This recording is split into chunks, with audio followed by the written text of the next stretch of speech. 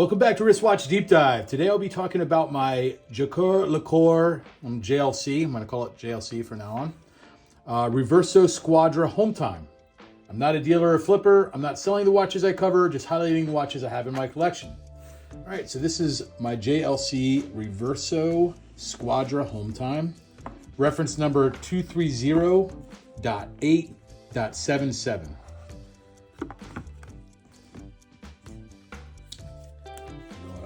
Pillow back in.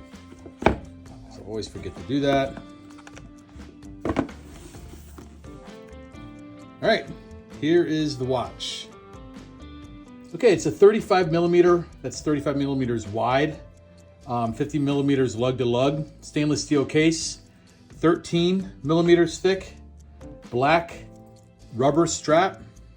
I do have a leather strap for this as well. This is a JLC strap. This is not an aftermarket one. You can see the JLC on the clasp there. It's a JLC set 977 in-house automatic movement, 45-hour power reserve, scratch-resistant sapphire crystal, push-down crown with a date complication windows at 3 o'clock and the AM/PM complication is at 9 o'clock. This also has a GMT complication with a skeleton hand, and the second hand is a sub-dial at the 6 o'clock position. So there's the second hand sweeping right there. And so I'm gonna go ahead and show you. So to set this, if I pull it out one position, then you can see the hour hands moving. This is how I set the date. See how it just went to the first, and if I keep going like this, it's gonna go to the second. Now you see that hand there? That's the skeleton GMT hand. So let's say I have it set to this time. Now that's how I set the GMT time. And you saw the AM, PM go from PM to AM. And that's pretty much it. That's all the complications there. So that's when I pull it out into position 2. Then I push it all the way back in. Easy day. All right, so so we'll go back over that in accordance with my notes just to make sure I didn't miss anything. So there's 3 crown positions. Position 1, I'm winding the watch. Position 2 changes the local time in 1 hour increments. The hand controls the date, can be adjusted in both directions. So on date change, it is done by jumping ahead 24 hours. So I can go back as well and go back to 1, and that's today's date. The 31st, I mean, or correction, 31 days, 30 days in September. Either way, there you go. That's how you do it. You go forward or backward so you don't have to go through 30 days. And the position 3 all the way out changes the home time, skeletonized hand by adjusting the minute hand, hacks the small second hand. So there is hacking seconds for the small second hand. This watch has lume on the hands. We'll show that. It's a silver, but I see this common in watches. So this is a silver dial. That's what it says on the spec sheet, but it looks white to the naked eye. I think as I move it around, you can see where it is a very like white-ish silver, but I would call this a white dial. And then when reversed, so this is a reverso. So to do that, I just simply push there, and then I can reverse it to the other side. And the other side allows you to see the movement there. And then to go back, I just push it like that and click it. Pretty simple, pretty cool feature. And I'll tell you why that design feature came about, how it came about, when I get to the model, more model info. I acquired this watch from a flipper. So they do sell a Reverso Hometime new. It's more rectangle. The new ones are more rectangle than square. This one's kind of square. It's rectangle, but it's kind of square. The new ones are thinner rectangle, but they're all manual wind. They don't sell the automatic movement anymore. So that's why I had to find this from a flipper, because I really like the automatic movement watches. I didn't want a manual wind watch. So I went on the hunt to find this slightly worn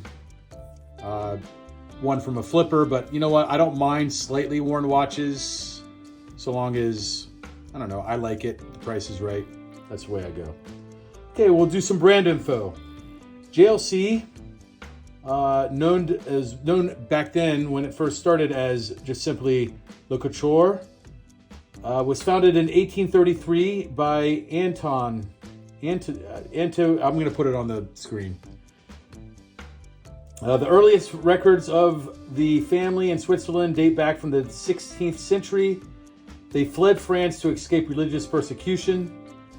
Pierre acquired a plot of land in the Vallée des Jaux. In 1612, his son built a church there, marking the founding of the village.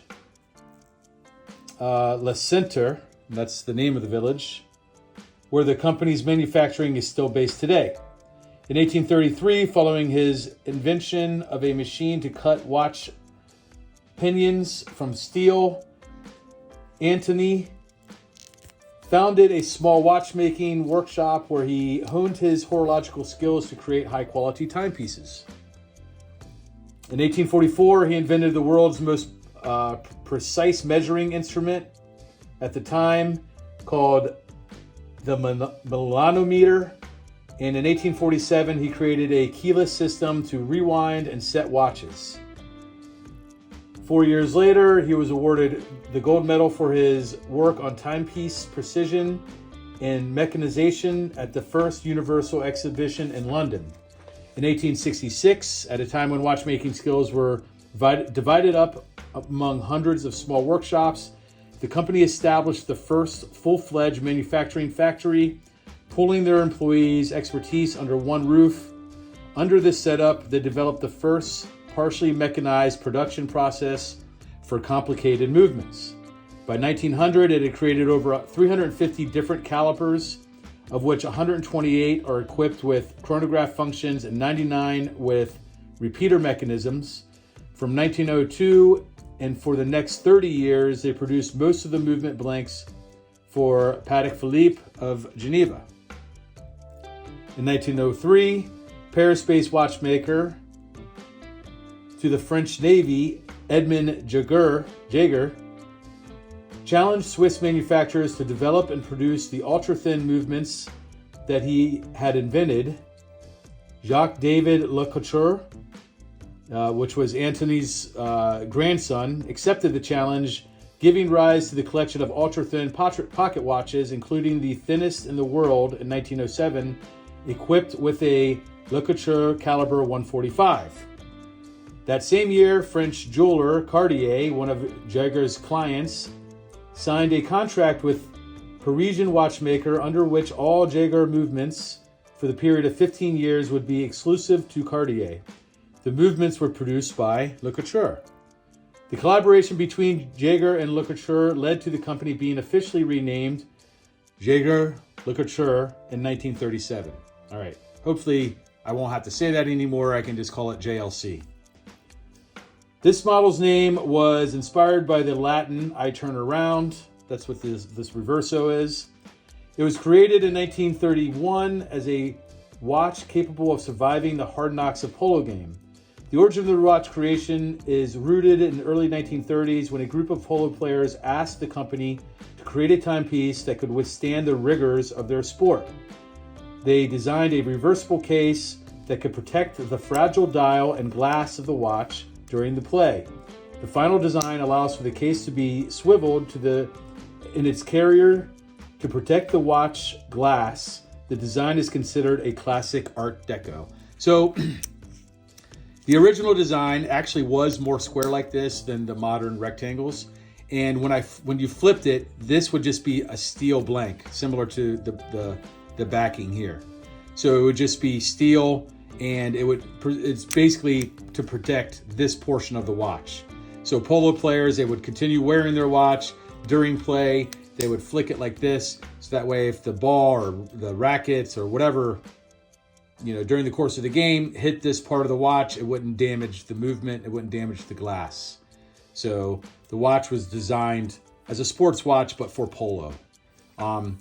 This one obviously has sapphire display case back, probably not safe for Polo. It's definitely going to get banged up, but it's a kind of, I guess, really an homage model to that original model. Really just for the looks. I liked it. I thought it was cool.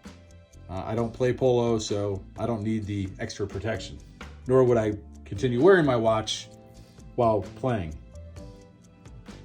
Today, JLC keeps close ties with equestrian sports. In 2000, the company has been a fully owned subsidiary of the Swiss luxury group Richemont. JLC is registered as a top-tier Richemont brand. It has hundreds of inventions, patents, and more than 1,000 movements to its name, including the world's smallest movement, one of the world's most complicated wristwatches, the Grand Complication, and a timepiece of near perpetual movement, the Atmos clock. Watch enthusiasts refer to the brand as the watchmaker's watchmaker. So pretty cool. Very deep, rich history of JLC. Tons of respect.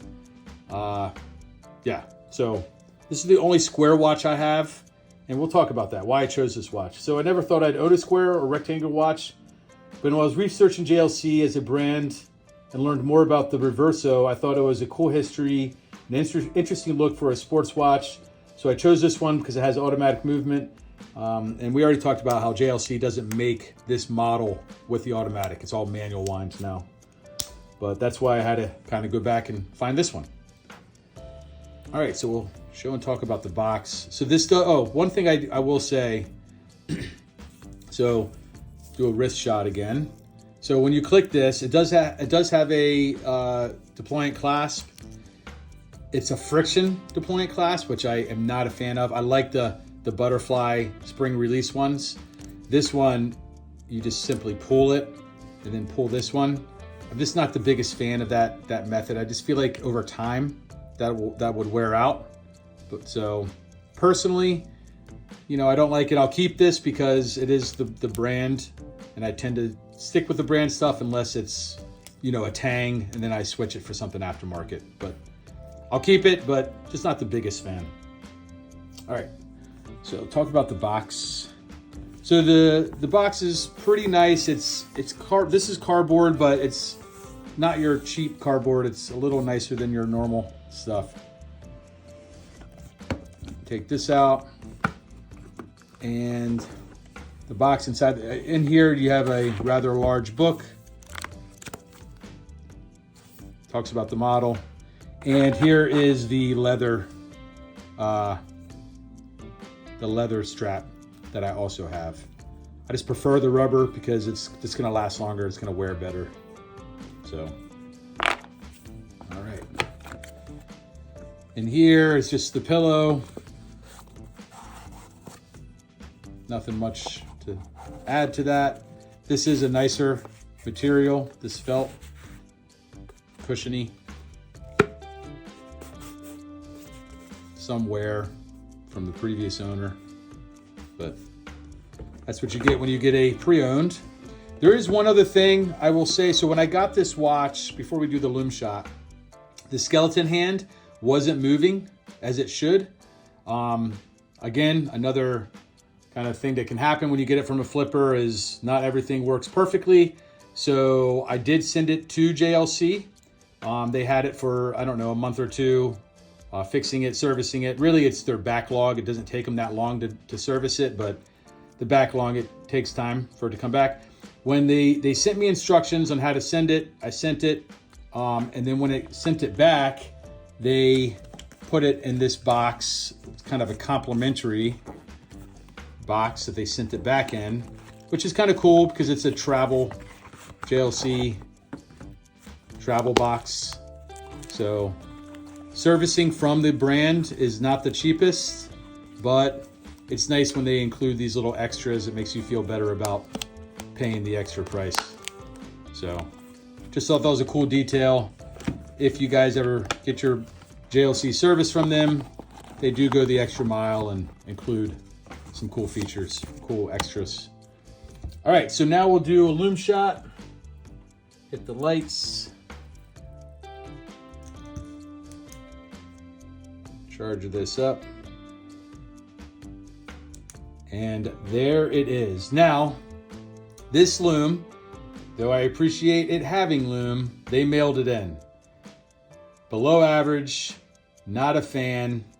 Again, thanks for putting the loom on there, but if you ask me, they need to try again because you can barely see on the camera. It's easy to see, but and with outside the camera, it's very faint. It's already kind of dying out.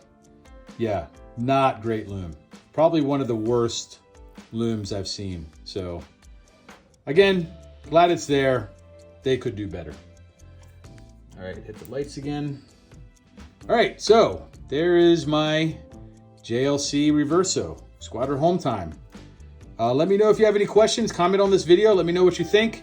And as always, feel free to shoot me an email at wristwatchdeepdive@gmail.com. And thanks for watching. I'll see you next watch.